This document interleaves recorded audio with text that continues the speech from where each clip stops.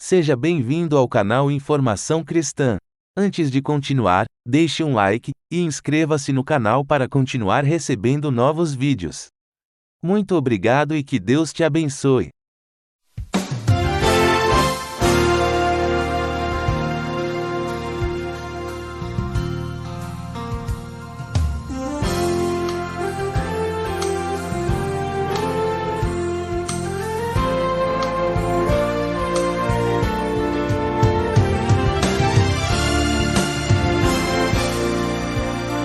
Muitas pessoas têm tido seus sonhos destruídos pela falta de confiança absoluta em Deus. A Bíblia está repleta de exemplos de grandes sonhos cumpridos para a glória de Deus. Encontro com a Palavra é um programa escrito pelo Dr. Dick Woodward e narrado por Pastor Edson Bruno. Ouça e descubra verdades que lhe ajudarão no seu dia a dia. Com você, Pastor Edson Bruno.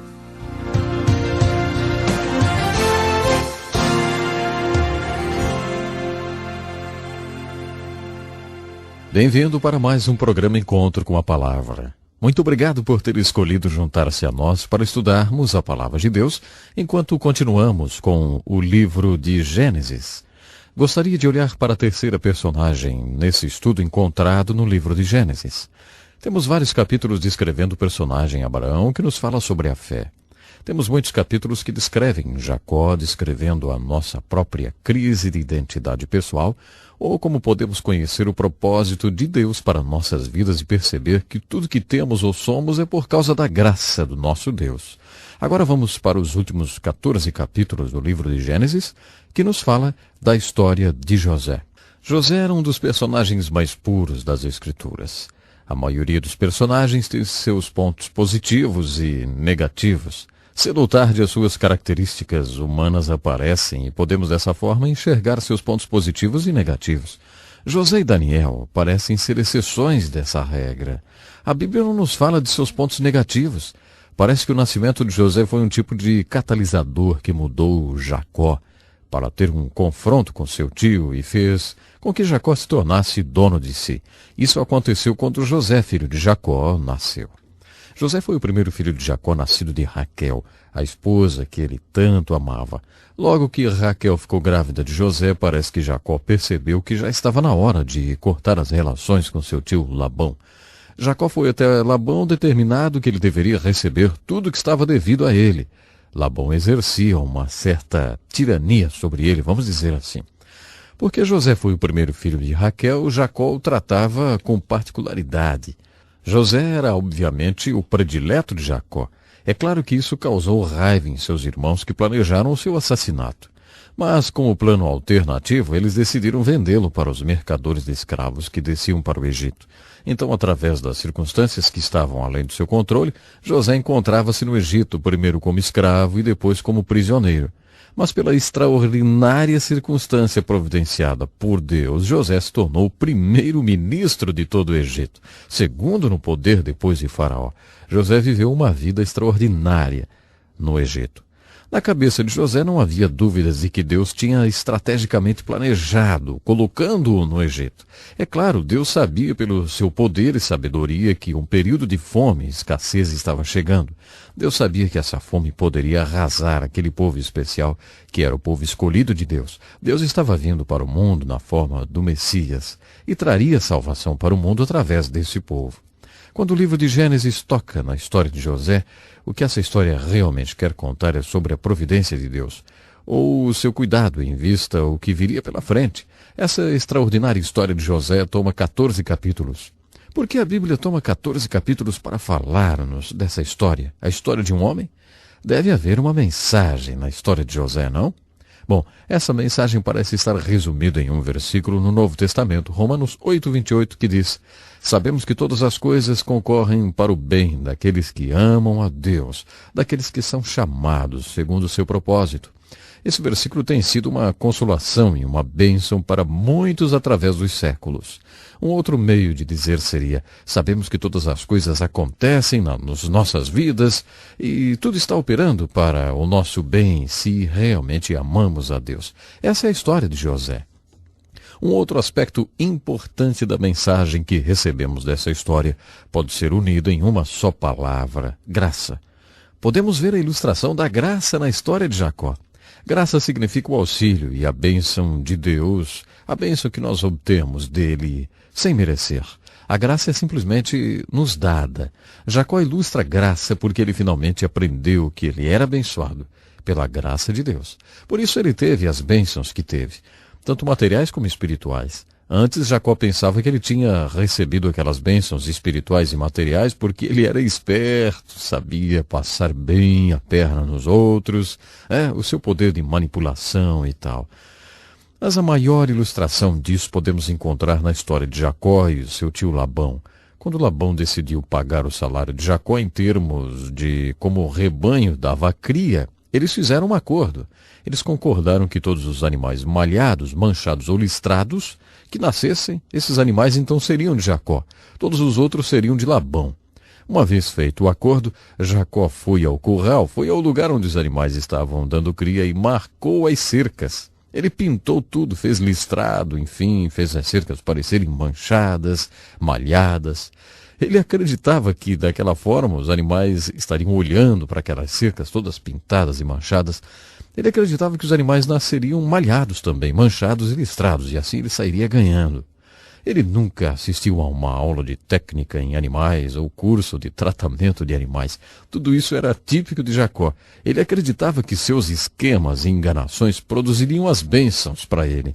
Mas Deus finalmente disse para Jacó: escuta, Jacó, tudo foi feito por minha graça e não por causa de você ou algo de que você fez. Quando Jacó se confrontou com seu irmão Esaú, vemos claramente que ele aprendeu sobre a graça porque ele disse: Deus tem me tratado muito bem. Quando eu cruzei esse rio eu não tinha nada. Deus fez de mim uma verdadeira companhia. Deus tem cuidado muito bem de mim. Na vida de Jacó, graça significa que Deus multiplicou ele. Suas esposas, seus filhos, seus serventes, a sua saúde firme, nada que ele tinha ou era um resultado de sua esperteza ou esquemas. Tudo era resultado da graça de Deus. Isto foi verdade na vida de Jacó e também é verdade em nossas vidas. José ilustra a mesma verdade, só que de outra forma. O que José ilustra é: José se encontrava em circunstâncias difíceis. Ele era um escravo. Ele estava em uma masmorra. José estava passando por todos aqueles problemas e circunstâncias, não porque ele merecia passar por tudo aquilo, mas porque através daquilo Deus poderia ser glorificado. Pela graça de Deus, Jacó foi abençoado, e pela graça de Deus, José foi chamado por Deus para viver uma vida dura. Foi por isso que Deus quis estrategicamente colocá-lo no Egito. Deus usou todas as circunstâncias para prepará-lo, para treiná-lo através daquelas experiências, de tal modo que José foi chamado para ser o salvador daquele povo. José foi preparado e ele era o único que poderia salvar o povo da fome e extinção. Ele estava no lugar certo, pronto para ser usado por Deus. No final dessa história, é óbvio que José sabia que todas as circunstâncias são parte do plano de Deus. Agora consideremos algumas aplicações práticas da história de José para as nossas vidas. Considere a relação que José tinha com seu pai e seus irmãos. Está longe de uma relação normal. Todos nós sabemos que, como pais, não devemos mostrar particularidade em relação aos nossos filhos. Já que Jacó fez de José o seu filho favorito, demonstrando particularidade para com ele, Jacó claramente não era um pai perfeito. Aquilo não era justo com os irmãos de José e também não era justo com José. Imagine todo o ódio que os irmãos tinham de José e todas as dificuldades que aquele ódio trouxe para a vida dele. A aplicação dessa parte da história é simplesmente a seguinte: nenhum de nós tem pais perfeitos. Nós viemos para o mundo com os pais já selecionados. Nós não os escolhemos. Nós viemos para esse mundo com pais e irmãos que exercem uma influência muito grande sobre nós. Eles moldam nossas vidas. Muitos de nós temos dor de cabeça e sérios problemas em nossas vidas porque nossos pais ou irmãos foram delinquentes. Mas é importante lembrar que Deus é soberano e pode superar, fazendo-nos superar as delinquências. Mesmo que os pais sejam ou não perfeitos, talvez delinquentes, até por ignorância ou até por malícia, devemos orar, como Jesus nos ensinou na cruz: Pai, perdoe-os. Eles não sabem ou não sabiam o que estavam fazendo. Mesmo que seus pais, da mesma forma, os seus irmãos e irmãs tenham contribuído para que você tenha sérios problemas, acredito que a mensagem de José é a seguinte: Deus é soberano. acima das circunstâncias de sua vida, incluindo seus pais e irmãos. Deus pode usar a influência dos seus pais e de seus irmãos e irmãs, mesmo que eles sejam delinquentes até. Deus pode usar a sua reação a eles para moldar a sua vida. Algum dia você estará sendo usado nos planos de Deus em algum lugar desse mundo. Acredito que Deus é soberano e está usando as circunstâncias em nossas vidas. Se respondermos a essas circunstâncias pela graça de Deus e com a ajuda que Ele nos dará, Deus usará essas circunstâncias para nos moldar para o ministério que Ele nos dará um dia. Você já chegou para um lugar em sua vida em que Deus tenha aberto uma porta de oportunidade para você? Você embarcou nessa oportunidade com convicção de que Deus tem preparado você para essa oportunidade? E você acredita que toda a sua vida foi uma preparação para essa oportunidade, não? Eu já ouvi muita gente dizer que já tiveram essa experiência. Essa é uma das mensagens da vida de José. Às vezes o que chamamos de desgraça, circunstâncias além do nosso controle, muito difíceis, que fazem a gente parar para pensar, mas por que isso aconteceu comigo? Porque eu tenho esses problemas. As Escrituras estão dizendo para nós, através de José, que Deus é soberano. Ele conhece e sabe todas as coisas.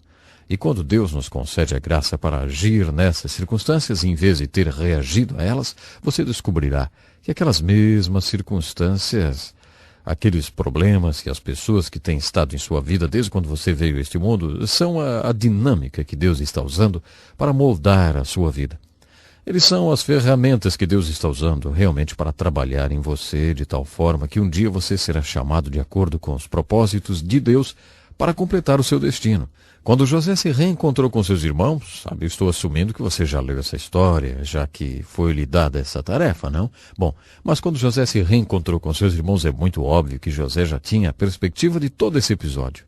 Em Gênesis capítulo 50, versos 19 a 20, os irmãos ficam com medo de José, uma vez que o pai deles tinha morrido. Eles achavam que José ia querer se vingar. Mas José disse o seguinte: Ei, não tenham medo de mim. Até onde eu sei, Deus transformou em bem todo o mal que vocês fizeram, porque Deus me colocou nessa posição e assim eu pude salvar a vida de muitos. Se você se perguntar, as crianças adoram fazer esse tipo de pergunta, né? Mas o que Deus faz o dia inteiro? Há muitas respostas. Uma delas poderia ser esta: Deus usa todas as coisas do mal, mesmo tramadas pelo próprio mal, e faz uma reviravolta, tirando delas o bem. Foi nos ensinado na história de Abraão, a fé, e na vida de Jacó, que se tornou Israel, a graça. Aqui na vida de José, novamente, aprendemos sobre a graça que traz a salvação.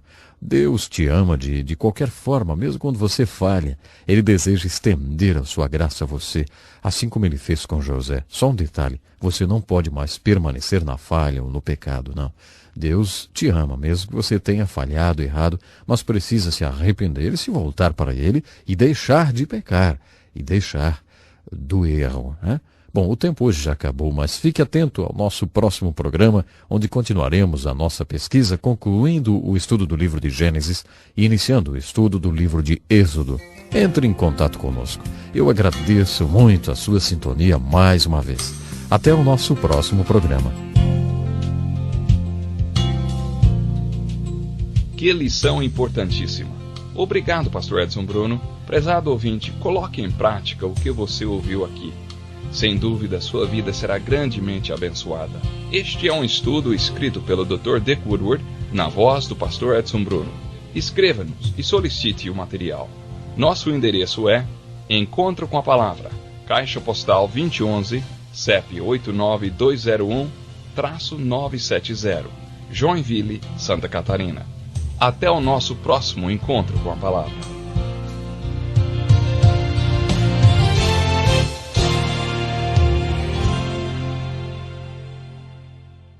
Obrigado por ter assistido um vídeo do nosso canal Informação Cristã.